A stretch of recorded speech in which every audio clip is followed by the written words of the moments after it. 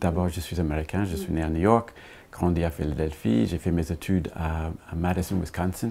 Et au début, ce n'était pas du tout, j'avais pas l'idée de faire l'art. Ça, c'est venu après. J'avais 10 ans que j'ai commencé à travailler le bois à l'école et ça m'a parlé beaucoup. Mais ce n'était pas l'art, c'était bricolage, c'était meubles après. Et dans le lycée où j'étais, j'ai passé beaucoup de temps en anglais, ça dit woodshop, dans la menuiserie. Et quand je suis arrivé à l'université,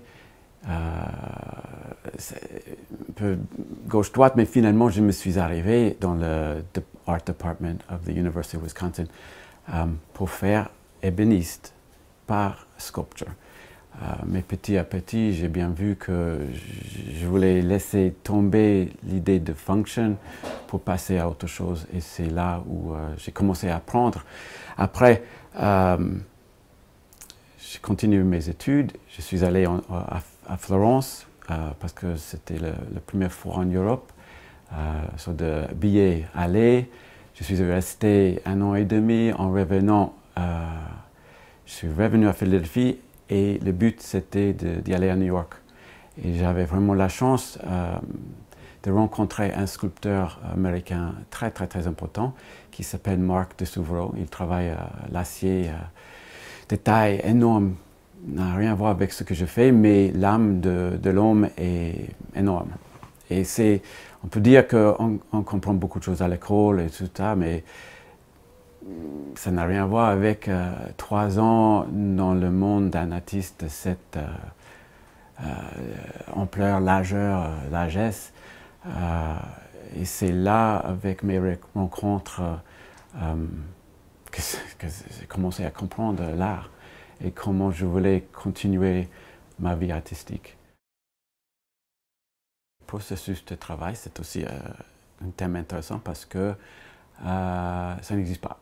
C'est-à-dire, dès que je me dis, j'ai compris une chose et j'essaie de refaire la démarche, ça ne marche plus. Alors, je ne dessine pas, il n'y a pas de dessin, il n'y a pas de croquis. Dans mon sketchbook, il y a beaucoup de mots, ça m'intéresse beaucoup. Mais je ne dessine pas avant l'œuvre.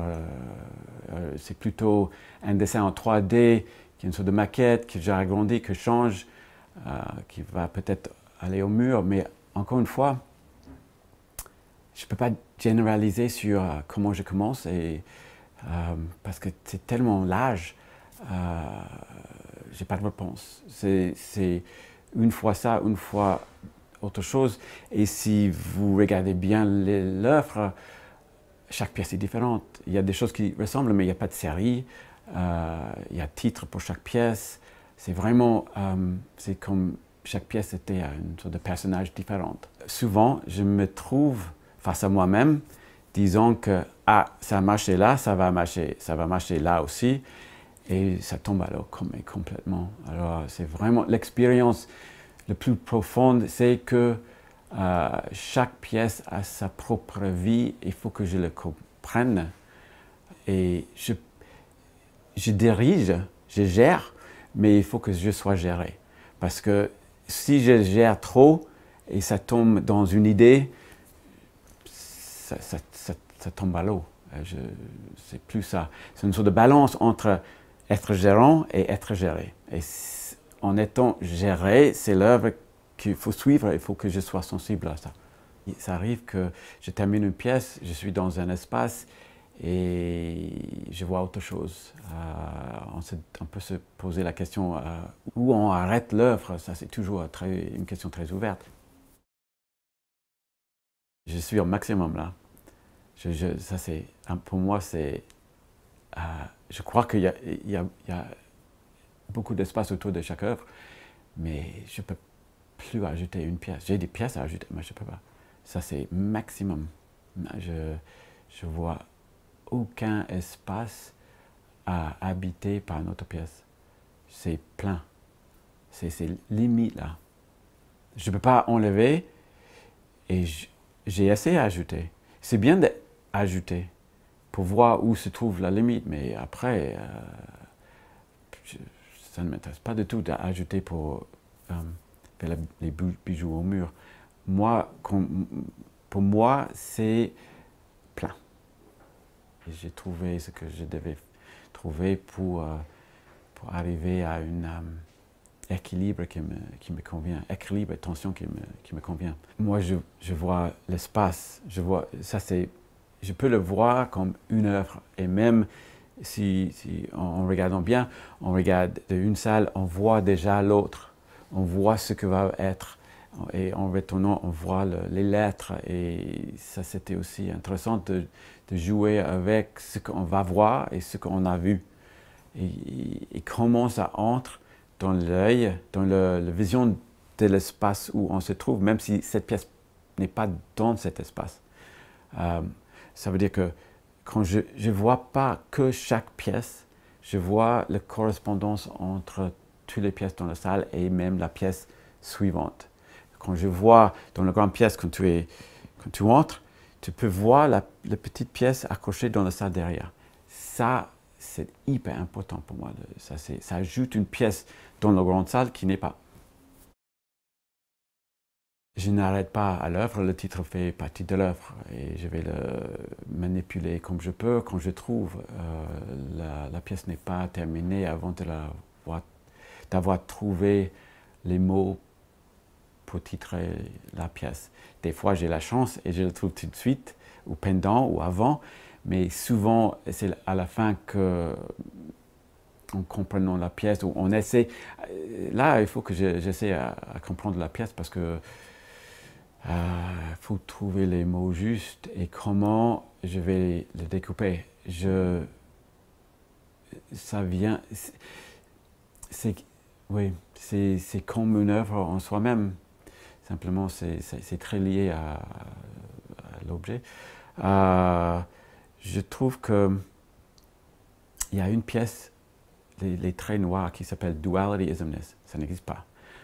Je pense souvent que si j'avais le talent de trouver le mot pour chaque pièce, d'inventer un mot pour chaque pièce, ça me rendrait hyper heureux.